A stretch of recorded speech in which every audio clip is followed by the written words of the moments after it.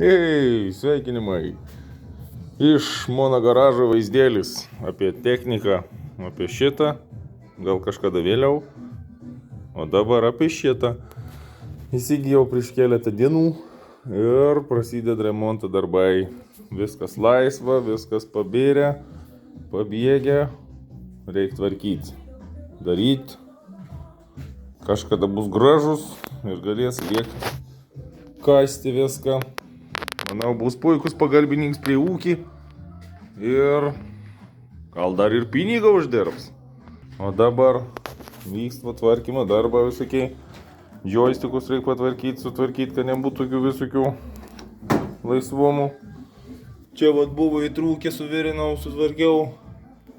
Viską išvaliau, čia buvo daug brūdo visokiausių. Pradirbęs 4862 valandas. Turbūt čia tikras valandas, nežinau. Ir tiek žinių, toks tas ekskavatoriukas. 3 cilindrų kubotas varikliuks. Variklį irgi reikia biškį patvarkyti. Bėdelė tokia, kad išsilydė kamštis nuo karštį. Tai ir tvarkom, darom, žaidžiam, projektėlis. Tai jeigu kam nors kyla kokių klausimų, rašykit, atsakysiu, gal jūs kokių patarimų galit pažerti, jeigu kas nors turi tokį ekskavatoriuką. Ir